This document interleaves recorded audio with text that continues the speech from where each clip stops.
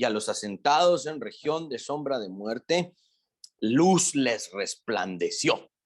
Desde entonces comenzó Jesús a predicar y a decir: arrepentíos, porque el reino de los cielos se ha acercado. Permítanme orar una vez más. Padre, en esta mañana nos acercamos delante de tu trono a rogar por tu misericordia y de tu gracia, para que al leer la Escritura podamos entenderla, podamos digerirla, podamos extraer el significado correcto, que no nos alejemos, Señor, de una fiel interpretación. Yo te ruego que tengas misericordia de nosotros. Espíritu de Dios, yo te ruego que tú obres a través de mí, en la vida de mis hermanos, en nuestras palabras, para que lo que vayamos a interpretar sea lo que tú, en tu intención original, inspiraste a Mateo, y que no nos alejemos de esto. Hoy, lamentablemente, vemos tantos hermanos que muchas veces fallan y son negligentes en esto, y te rogamos en esta pequeña congregación de tu gracia y de tu misericordia, que el tamaño de tu gracia y de tu misericordia sea contrario al tamaño de los números aquí sentados, que sea una gracia gigantesca para que podamos aprender a interpretar de la mejor manera la Escritura. Amén y amén. Mateo sigue narrando, ¿sí? Narrando lo que va sucediendo. Recuerden que Mateo tiene una meta en la mente. Mateo tiene un enfoque específico, y Mateo planea presentar al rey que ha venido en carne, el rey anheladamente esperado. Y este rey tiene un mensaje que no está separado, que no es incongruente, que no es mucho menos contradictorio a su naturaleza como rey santo, como rey justo, como rey divino. ¿Ok? De todas las cosas que podemos hablar, una de las cosas que hemos aprendido aquí en esta congregación es a entender que siempre estos pasajes tienen un fondo salvífico. La salvación está aquí. Y aquí la descripción de una ciudad o un pueblo específicamente. Esto me llamó muchísimo la atención, porque Capernaum ilustra aquí en este pasaje perfectamente el estado del hombre pecador. Capernaum dice que era una ciudad asentada en tinieblas, ¿sí? Asentada en región de sombra de muerte. Este es el cuadro de todo el pueblo incrédulo e inconverso que no reconoce el señorío de Cristo y no le reconoce como Salvador, ¿sí? Por el otro lado, aparte de que Capernaum es un pueblo asentado en tinieblas que vive en región de sombra de muerte, no lo dejaron allí. Ahí está perdido, no, sino que luz le resplandeció. Todo lo contrario a su fundamento, todo lo contrario a su origen y su naturaleza como nación o como pueblo en tinieblas, se acerca a Jesús y les da todo lo contrario, ¿sí? Una gran luz. De hecho, llega allí la personificación de la luz, quien es Jesús mismo, ¿no? Dice otras versiones que no es que reciba gran luz, sino que les amanece gran luz, no solo un poquito, ¿sí? Y Jesús ahí a estar entre ellos. Jesús ahí no llega de pasada, no llegó ahí Jesús a armen una campaña y ustedes tráense unos 2,000, 3,000 personas. Miren qué quiere la gente para traerla y armamos la campaña y predico y me voy. No, Jesús llegó a habitar ahí, a Capernaum. Vamos a ver que Galilea de los Gentiles se convierte como una especie de centro de operaciones para Jesús, como que llega ahí y de ahí empieza a mandar gente, de ahí empieza a caminar para otros lados y habitó allí. No es que haya pasado nada más de pasada, ¿no? Ahora, miren lo triste de esto, porque digo triste en un sentido como muy nostálgico, si lo quieren ver así, porque esta parte también es parte de la historia de la salvación. Aunque la salvación llegó literal a este lugar y vieron su gran luz, esta gente, esta ciudad, este pueblo llamado Capernaum, rechazó la luz que le llegó. Miren lo que dice Mateo 11:23. Y tú, Capernaum, que eres levantada hasta el cielo, hasta el Hades serás abatida. Porque si en Sodoma se hubieran hecho los milagros que han sido hechos en ti, habría permanecido hasta el día de hoy. Esto también es un aspecto de la historia de la salvación. El incrédulo no es condenado porque no vio. El incrédulo no es condenado por la eternidad porque siempre nació en tinieblas y ahí se quedó. No, el incrédulo es condenado porque vio la gran luz y la rechazó en su injusticia, dice Romanos. El incrédulo es condenado porque despreció la salvación. Esto es también parte de la historia de la redención. Aquellos que son condenados porque han rechazado la luz. Pero nosotros no, como lo vamos a ver precisamente acá. ¿Qué era Capernaum? Creo que ahí les puse un poco del contexto. Capernaum viene del griego Capernaum, ¿sí? Que significa villa de consolación. Una ciudad próspera situada a la orilla del mar de Galilea, ya que no se menciona en ninguna parte en el Antiguo Testamento, parece ser que fue fundada después del exilio, después de que regresaron de Babilonia, ¿no? Dice el Diccionario Bíblico Mundo Hispano que era un pueblo en la playa noreste del mar de Galilea, donde Jesús tuvo su centro de operaciones, como su ministerio en Galilea. Era un pueblo de tamaño considerable, ¿no? No era chiquitito.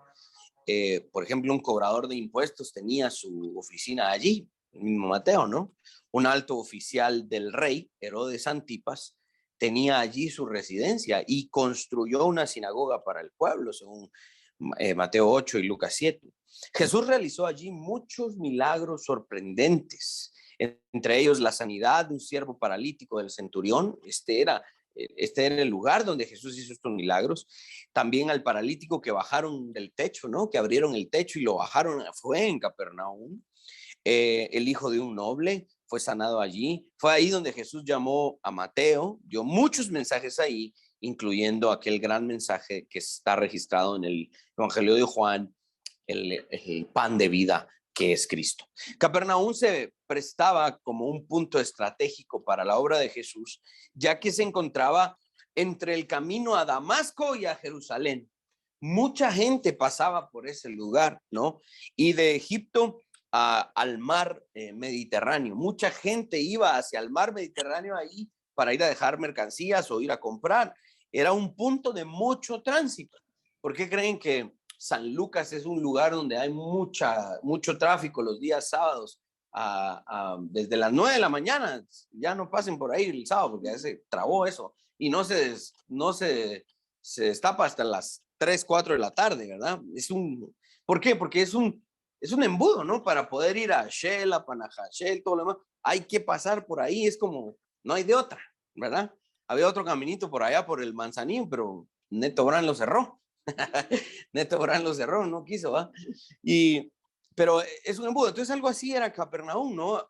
Si querías ir a los puntos importantes, había que pasar por ahí. Entonces cuando hay mucho tránsito, hay mucho comercio, hay mucha gente que busca hospedarse ahí, gente que busca comer ahí, entonces había mucha afluencia de gente. Era un punto estratégico, digamos, como para que Jesús pusiera allí su centro de operaciones. Era grande, dice también, el flujo de gente de diversos países, ¿no? Que pasaba por la ciudad, que se quedaba ahí a descansar, etcétera. Ahí Jesús podría encontrarse con representantes de muchas naciones, ¿sí?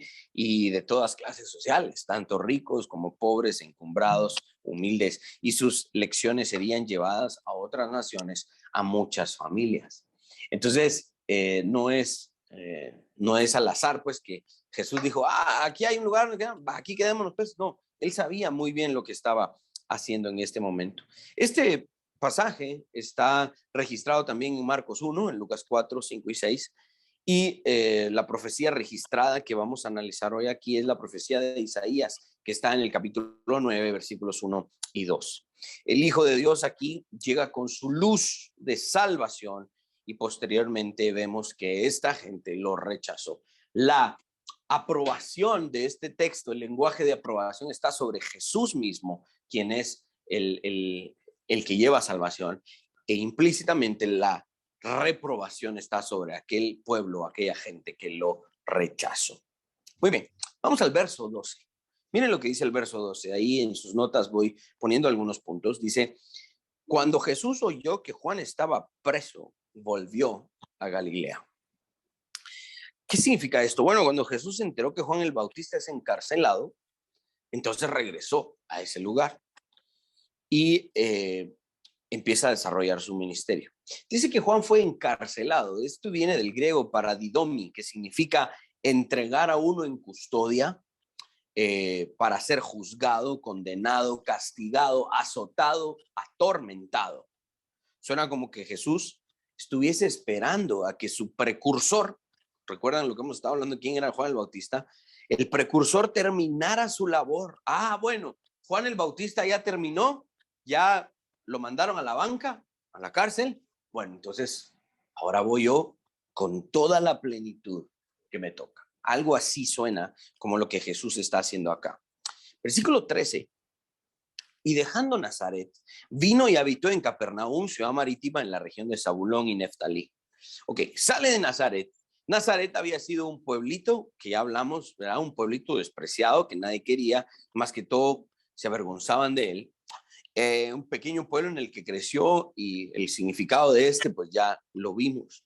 Luego llega a habitar en esta ciudad que Mateo identifica, y Mateo la identifica de acuerdo a las profecías, ¿sí? Y vamos a ver esto ahorita en el verso 14. Esta ciudad estaba ubicada en estos lugares de Zabulón y Neftalí, quienes eran dos hijos de Jacob, quienes habían heredado esa parte, ¿no? Y en el Nuevo Testamento Jesús llega ahí.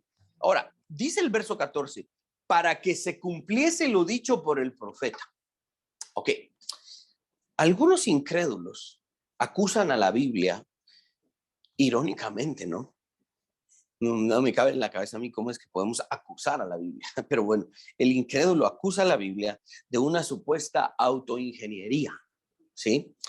En el sentido de que la Biblia parece hacer encajar a la fuerza las cosas.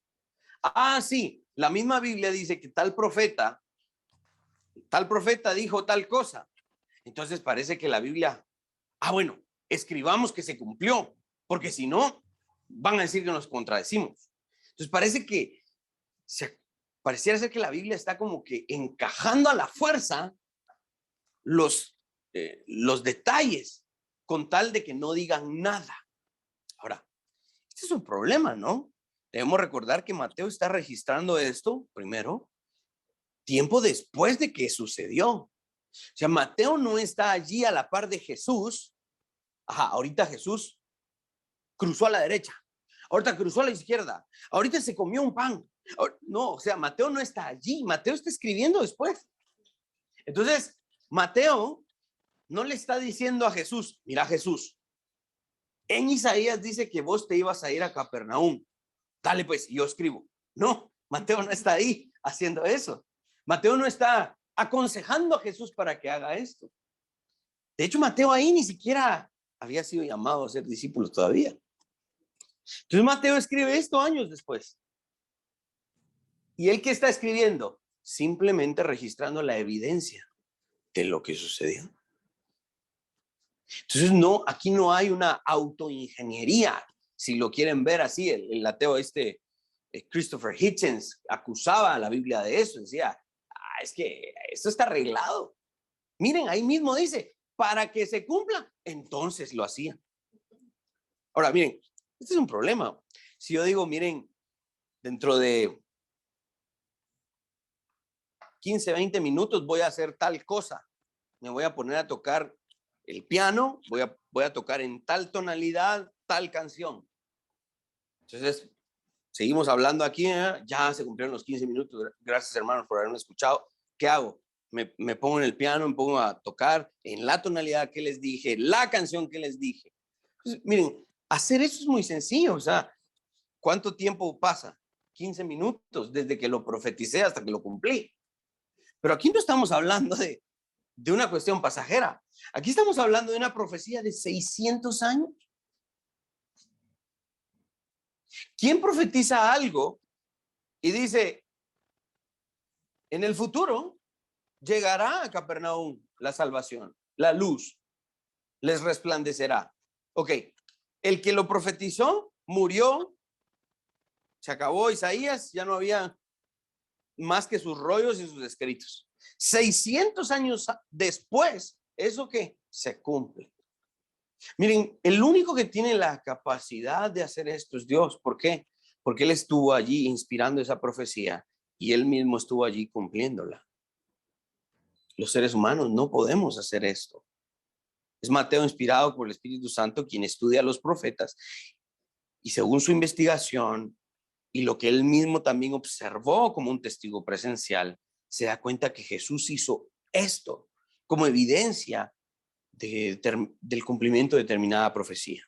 Dice el verso 14, para que se cumpliese, el griego ahí es pleroo, que significa cumplir a plenitud, cumplimiento de profecías u otras declaraciones que están en absoluta están absolutamente y completamente cumplidas, confirmadas por la realidad. Dice ahí es ocurrencia real, llevar a cabo, llevar a la realización, ratificar dichos, promesas, profecías. Ese es el significado de esa palabra. Mateo está registrando la evidencia de que lo profetizado fue cumplido. Aquí Mateo no está provocando que se cumpla. No es Mateo el que está diciendo, bueno, Jesús, hace esto porque si no, no se cumple. No, Mateo solo está registrando aquello que se cumplió. ¿Sí? Si alguien promete ir a realizar algo, como ya lo dijimos, dentro de unas pocas horas, pocos minutos, algunos meses, 5, 10 años.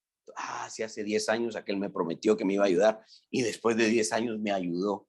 Bueno, eso se puede. Eso es algo que los seres humanos podemos hacer. Pero aquí estamos hablando de 600 años de espacio. No es cualquier cosa, no es al azar. Solo Dios podría darle el cumplimiento a esto. Solamente Él tiene la capacidad de lograr esto. Los seres humanos no tenemos esta capacidad. ¿Qué profetizó Isaías? Versos 15 y 16 dicen, tierra de Zabulón y tierra de Neftalí, camino del mar al otro lado del Jordán, Galilea de los gentiles, el pueblo asentado en tinieblas vio gran luz y a los asentados en región de sombra de muerte, luz les resplandeció. Eso dice los versos 15 y 16. Ahora, ¿de dónde es tomado esto? Es tomado de los rollos de Isaías, de lo que nosotros hoy reconocemos como el capítulo 9, versos 1 y 2. Aquí puse en sus notas, dice Isaías 9, versículos 1 al 2. Mas no habrá siempre oscuridad para la que está ahora en angustia, tal como la aflicción que le vino en el tiempo que livianamente tocaron la primera vez a la tierra de Zabulón y a la tierra de Neftalí, pues al fin llenará de gloria el camino del mar, de aquel lado del Jordán, en Galilea de los gentiles. El pueblo que andaba en tinieblas vio gran luz.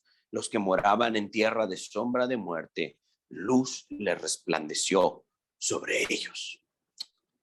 Entonces, por eso es que muchas veces nuestra escatología es tan optimista, ¿no? Cuando volteamos a ver al futuro y decimos, ¿qué nos esperará el futuro a los cristianos? Volteamos a ver estas profecías y vemos luz, victoria, gloria. Vemos un cuadro muy diferente al que todas las demás cosmovisiones miran. Isaías miraba al futuro y decía, eso va a ser glorioso. Y en efecto, este tipo con sandalias y túnica y con 12, ahí todavía no llevaba tantos, pero llevaba algunos de allá detrás, caminando hacia Capernaum. Ese es el cumplimiento de lo glorioso que Isaías vio 600 años antes. Hemos hecho algunos comentarios sobre las prédicas anteriores, sobre este detalle en particular, sobre Galilea y sobre los galileos. ¿Se recuerdan que yo les hablaba? Que los del sur hablaban de Galilea como malditos, perros, como gente despreciable, ignorante. Eso lo único que tienen es pisto, pero ¿verdad? No tienen nada más, no tienen educación. Los del sur despreciaban de tal manera a los galileos. ¿Sí? Pero aquí, tanto Isaías como Mateo añaden el detalle de la palabra gentiles, ¿sí? Antes solo hablábamos de Galilea, de Nazaret, como que dice, los judíos que vienen de allí, esos desprecienlos. Pero aquí Isaías y Mateo van un paso más para tentar más el orgullo de los líderes judíos. Galilea de los gentiles, no solo los judíos que habitan ahí, los gentiles que habitan allí.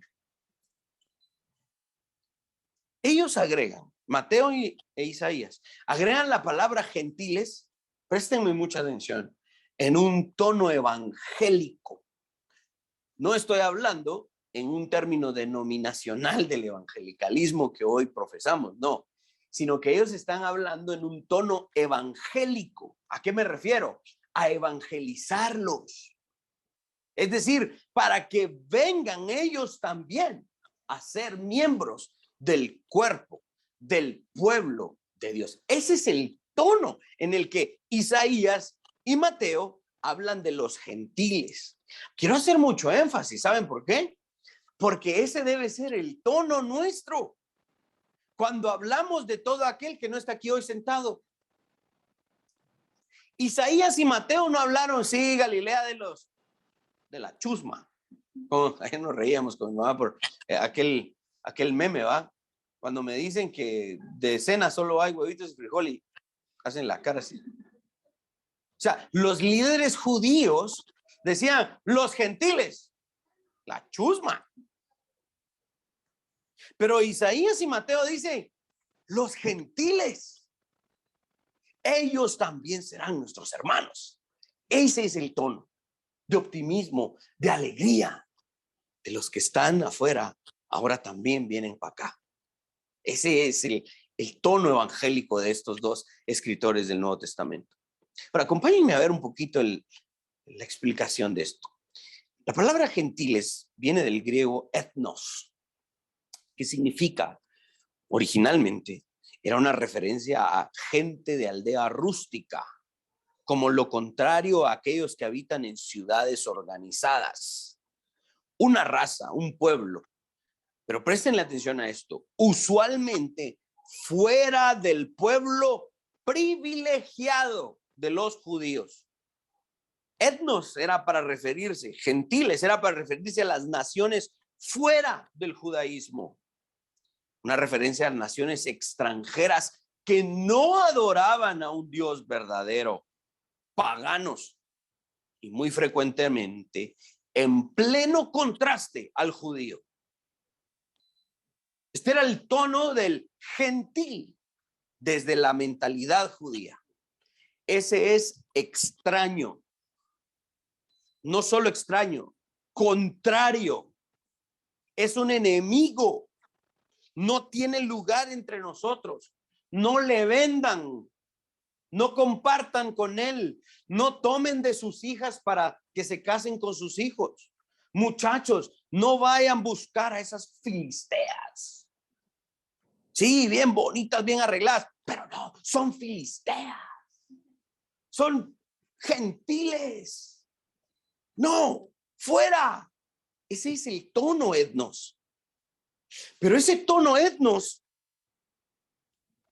Isaías y Mateo lo agarran y le dan vuelta y dicen, ese tono etnos dejará de ser así. Ahora será para referirse como que siempre hayan sido a nuestra familia. De ahora en adelante nos vamos a relacionar con ellos. De ahora en adelante los vamos a llamar hermanos. De ahora en adelante van a ser parte de nuestro pueblo. Van a ser como nosotros. Y aquí hay un problema bien grande. Es que cuando uno analiza el contexto, uno de verdad entiende lo maravilloso del significado de la escritura. ¿Saben por qué? Porque aquí los líderes judíos se enfrentaban a problemas muy grandes, inconsistencias y llamémosle como el mismo Jesús le llamó, hipocresías. Porque recordemos que en la mentalidad judía solamente existían dos personas en el mundo. El judío, pueblo de Dios, del sur, que habita en Jerusalén, que es fiel a la tradición de estos rabinos. Este es el judío, el elegido por Dios desde tiempos antiguos. Todos los demás son gentiles. Esa es la mentalidad judía. Por eso es que es necesario ver la caricatura del superlibro y de la casa voladora y hacer nuestra casa en el primer siglo. Llegar a instalarnos allí y empezar a ver cómo funcionaban las cosas en el primer siglo. Con Eddie hace unos meses invertimos en una buena cantidad de libros que hablan del contexto. Nos ayudan a ver cómo pensaban en el primer siglo, cómo hablaban en el primer siglo, cuál era el rollo en el primer siglo, cómo ellos interpretaban la realidad. Entonces, para el judío habían dos personas.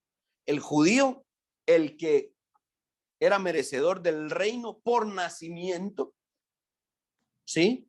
Porque había nacido en una familia judía, porque a pesar de todos los problemas con los demás imperios y las esclavitudes y los exilios, nos hemos logrado mantener puros. ¡Ja! Mírennos, nosotros somos los judíos de verdad, nosotros somos los herederos del reino.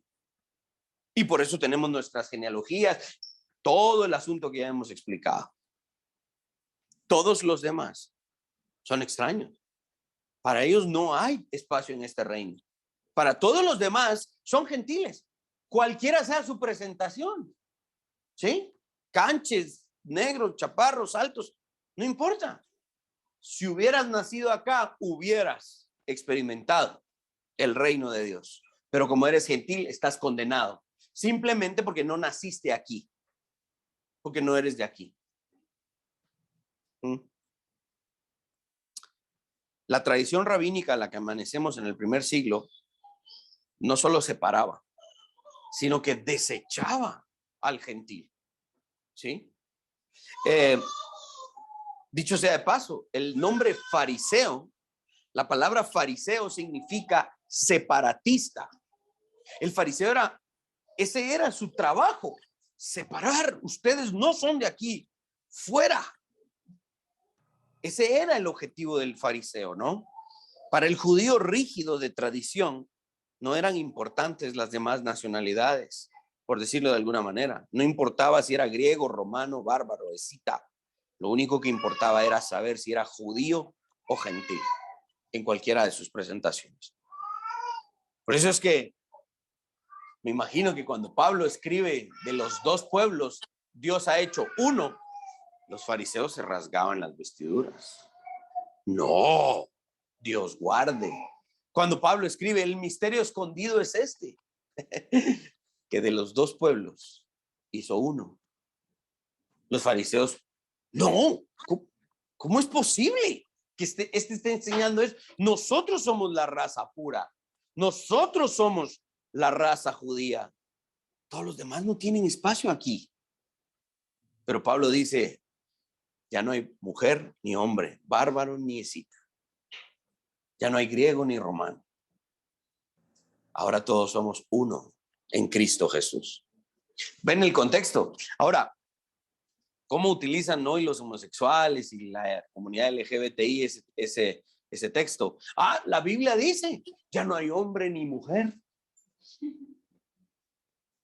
Ya no, para Dios no importa. Si yo me quiero llamar mujer, algunos me enseñaron que soy hombre, pero si quiero ser mujer, ya la misma Biblia dice que delante de Dios ya no hay hombre ni mujer, no hay bárbaro, ni Dios me acepta. Perdidos totalmente. Este es el contexto en el que estamos hablando. ¿Sí?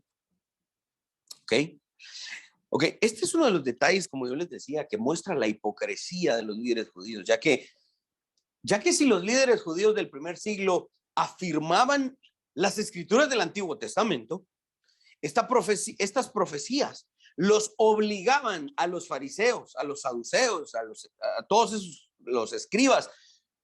Estas profecías que estaban en el Antiguo Testamento los obligaban a incluir a los gentiles. Porque esto no son palabras rabínicas. Esto es palabra de un profeta del Antiguo Testamento. Luz les resplandeció a los gentiles. Los rabinos ahí tenían un clavo, porque los tenían que incluir. Ahora, no solo de hecho, muchas partes del Antiguo Testamento obligaban a los líderes judíos del primer siglo a incluir a los gentiles. De hecho, la ley de Moisés hacía provisión para el extranjero. Y aquel extranjero que llegue a ti tendrá que hacer esto, esto y esto. Y lo tenían que incluir en la comunidad del pacto. El libro de Ruth es una de las pruebas más grandes de la inclusión de los extranjeros en el pueblo de Dios. Ruth era una moabita y los moabitas estaban, la ley decía, no dejarás entrar al moabita en la comunidad de los judíos. Pero esta mujer, Ruth, dijo, ¿qué le dijo a Noemí? Tu Dios será mi Dios y tu pueblo será mi pueblo. Ella rechazó, por así decirlo, su moabismo. Rechazó sus costumbres moabitas y llegó a Israel y dijo, este es mi Dios y este es mi pueblo. Lo que él me diga que tengo que hacer, lo voy a hacer. Y lo hizo. Y la misma Biblia lo reconoce como mujer virtuosa. A ver, el libro de Jonás, ¿de qué se trata? ¿De la predicación al pueblo de Dios? No, el libro de Jonás se trata de la predicación a los ninivitas, la capital de los asirios, quienes habían hecho daño al pueblo de Dios. Y aún así, Dios les da la oportunidad de arrepentimiento. Entonces, miren, el Antiguo Testamento está plagado de todas estas directrices y profecías para decir, los gentiles son parte del pueblo de Dios. Cuando el rabino del primer siglo dice, gentiles no, el mismo rabino se estaba contradiciendo porque él estaba negando supuestamente la escritura que él había jurado defender. ¿Se dan cuenta? ¿Se están dando cuenta? Cómo el judío del primer siglo estaba fallando. El análisis del contexto de este pasaje y de esta profecía nos muestra cómo estos líderes judíos realmente estaban buscando ponerse en lugar de Dios. Ellos estaban desechando y discriminando a muchos sobre la base de una corrupta interpretación de la ley del Antiguo Testamento. Miren, ¿qué estaba diciendo el judío del primer siglo? Si no tienes esta sangre, este color de piel, si no crees esto, si no hablas como nosotros, si no lees los libros que nosotros leemos, si no respetas a los maestros que nosotros respetamos, estás fuera, estás condenado por la eternidad. Ese era racismo puro. No, lamentablemente, del que muchas veces hoy se habla, pero no nos metamos a ese debate. ¿Logran apreciar la maldad y la perversidad de los líderes del primer siglo? Eran perversos, eran malos. No es de extrañar que Jesús en Mateo 23 les diga, ay de vosotros, fariseos hipócritas. El reino es arrebatado de ustedes y se es dado a una nación que sí produzca los frutos de él. ¡Ja!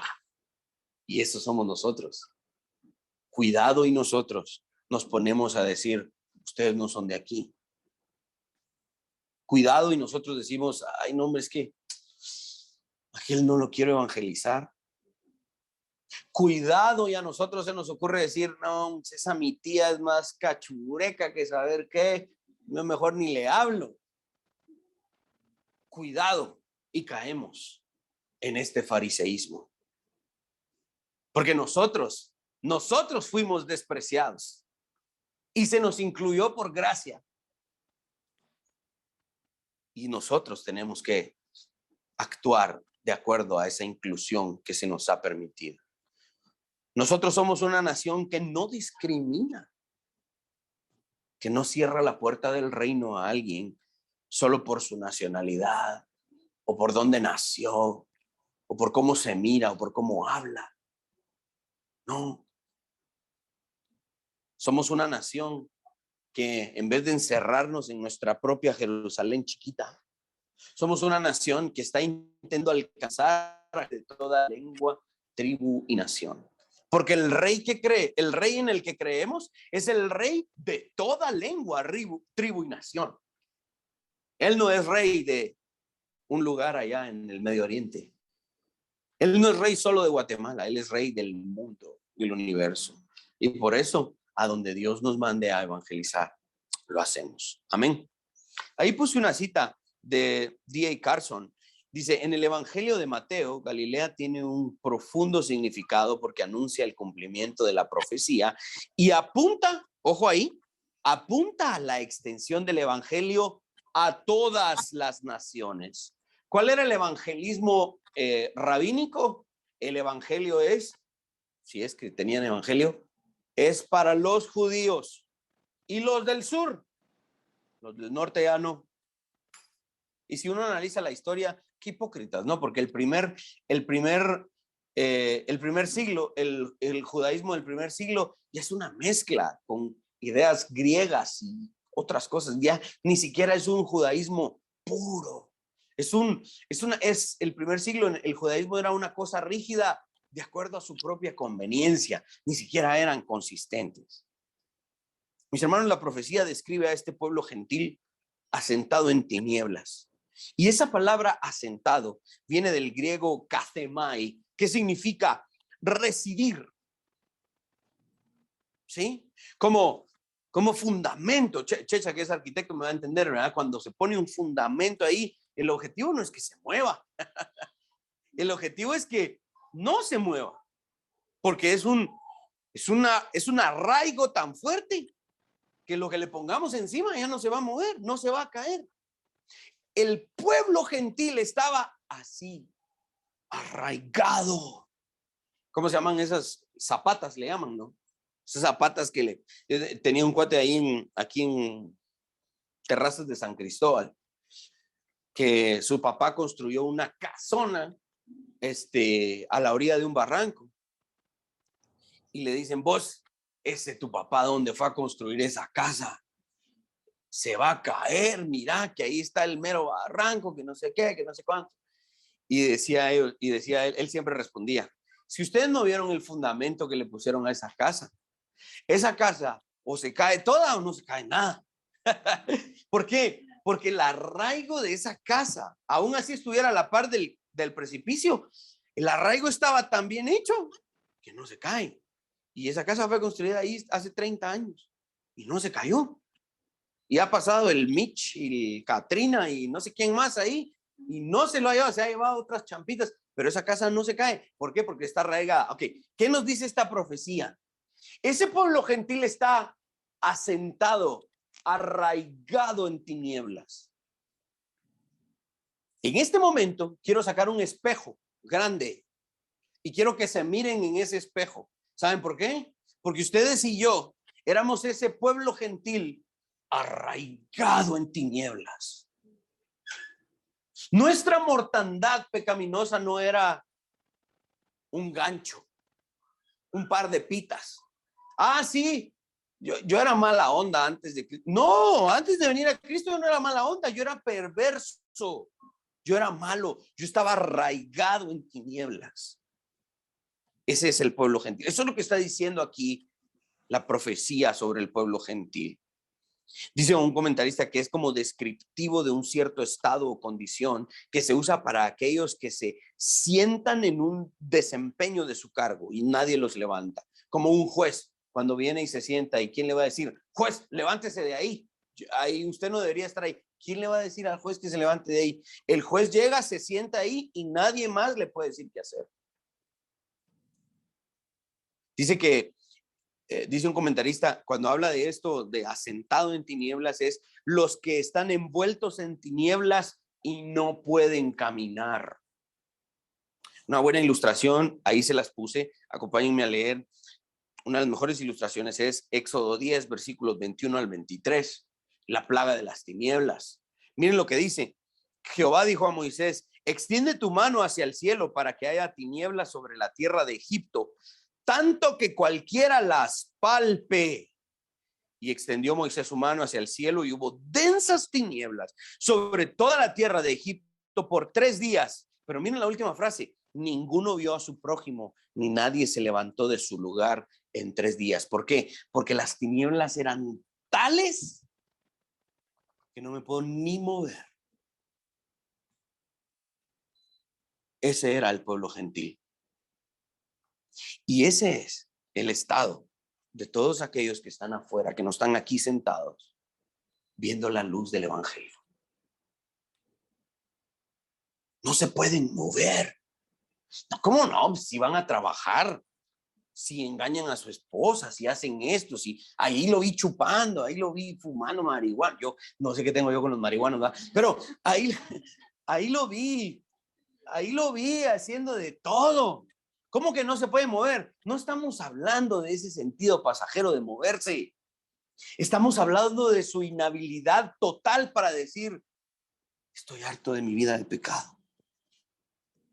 No hay una pizca de arrepentimiento en sus corazones que diga, me siento mal por cómo le hablé ayer a mi mamá, por cómo le hablé a mi esposa, a ese chucho que atropellé ahí. En vez de decir, pobrecito el chucho, no, bueno, tú, ¿para qué se mete ese chucho? No, o sea, no hay una pizca de arrepentimiento. Están en tales tinieblas que no se mueven.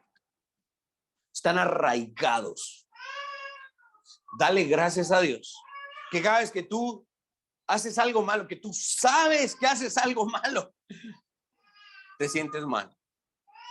Esa es evidencia de que no estás arraigada en tinieblas.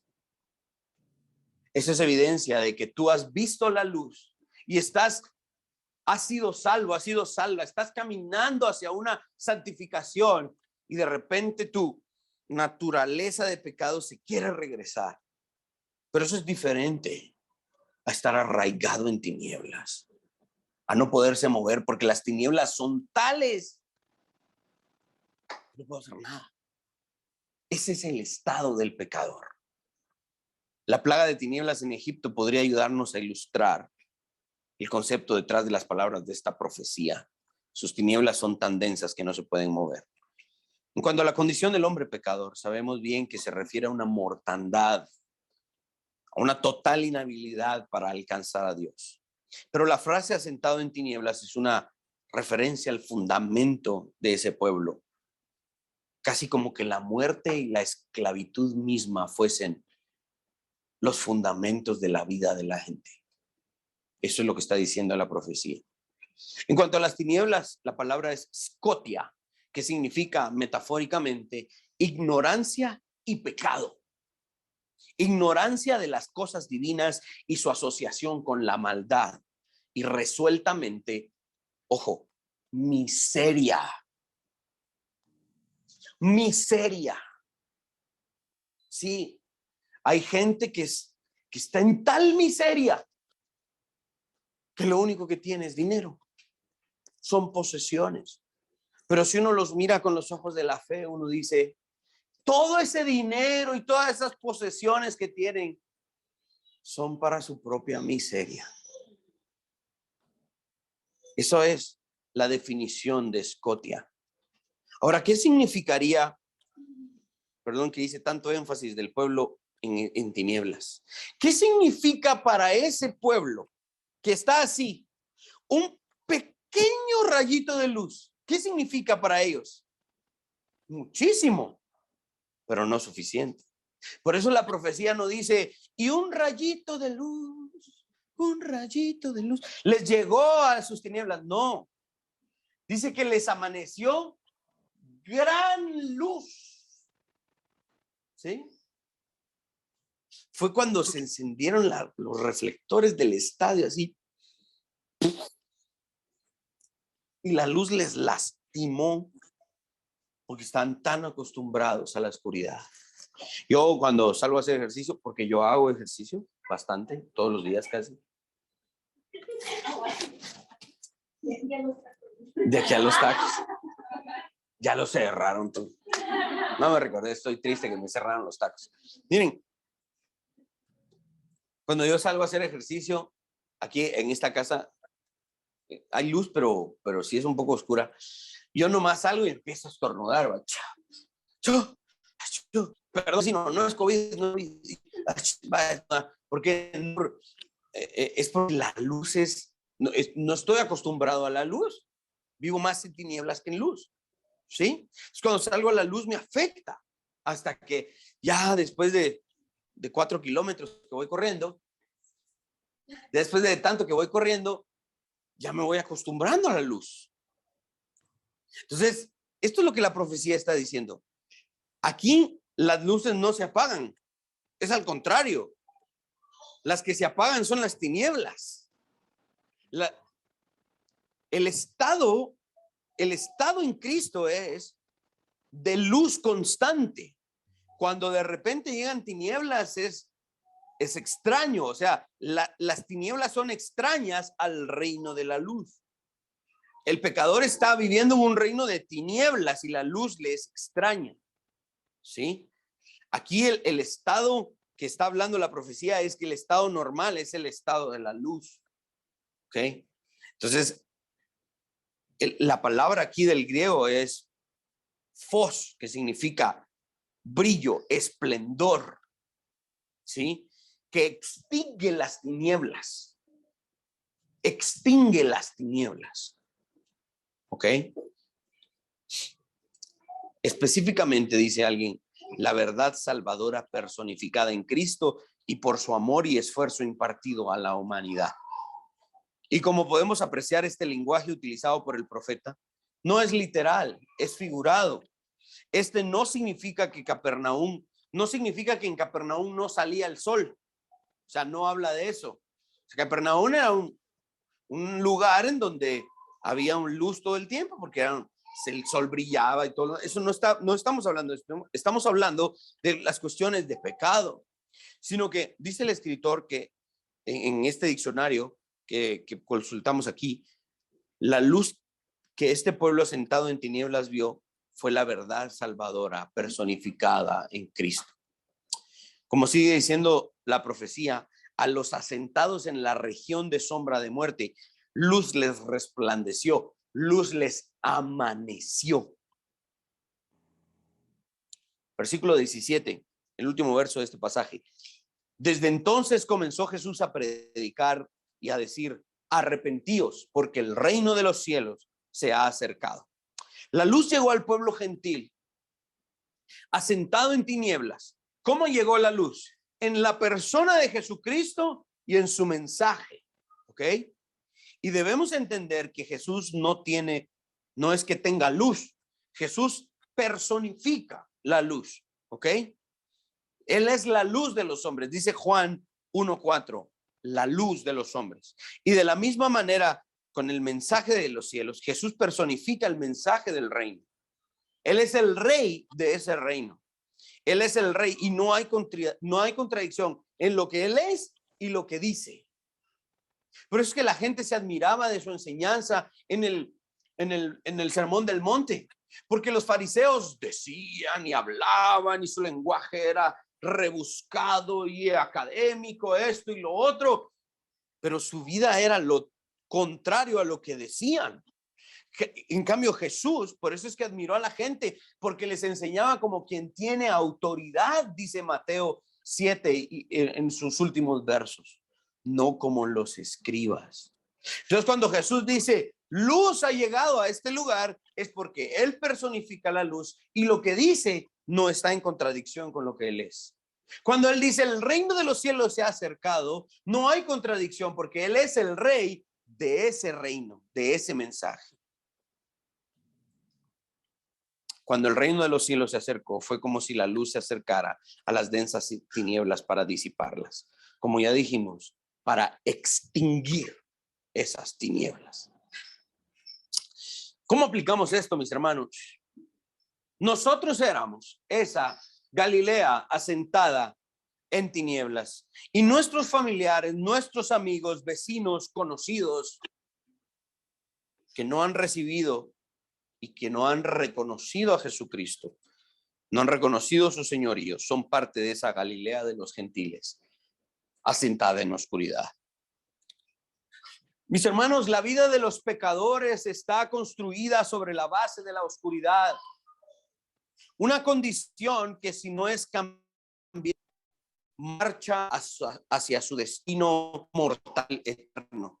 De hecho, una parte de esa Galilea de los gentiles era Capernaum, la cual obtuvo el brillo y la intensidad de la salvación, pero rechazó esa luz y por lo tanto fue condenada.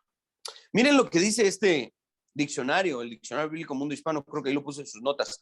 Dice, a pesar de las obras y las enseñanzas notables de Jesús, la gente no se arrepintió y Jesús predijo la ruina completa de ese lugar en Mateo 11, 23 y 24, en Lucas 10. Pero que dice, su profecía se cumplió en forma tan completa que el pueblo de Capernaum ha desaparecido totalmente y el sitio exacto donde estaba es aún un asunto de debate. Yo me puse a ver en Google Maps, no es Google Maps, en Google Earth, ¿verdad? Cuando uno entra y empieza a buscar pueblos, incluso cuando uno pone ahí Capernaum, hay como un chalet, una como casa de vacaciones, ¿no?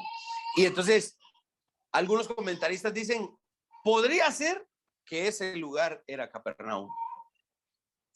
Porque ya ni vestigio hay de Capernaum, porque la luz les amaneció y dijeron, no, mucha luz, no nos gusta. Cierren las cortinas, mucha. No, Dios guarde, esa luz no. Como yo a veces contaba, ¿no? Como esas tías de uno allá en los pueblos que aman la oscuridad, ¿verdad? Que el sol está brillando afuera y ahí está la tía, no, cierren la cortina, cierren la puerta, cierren. Y uno entra, hola tía, no se mira nada. Y de repente en la lámina hay un hoyito, ¿ah? De aquellos que revelan un hoyito y entra y se mira ese rayo potente. Porque hay una oscuridad, ya les gusta vivir en oscuridad. Y cuando se duermen todavía se ponen esos antifaces, como que dice, ese es Capernaum.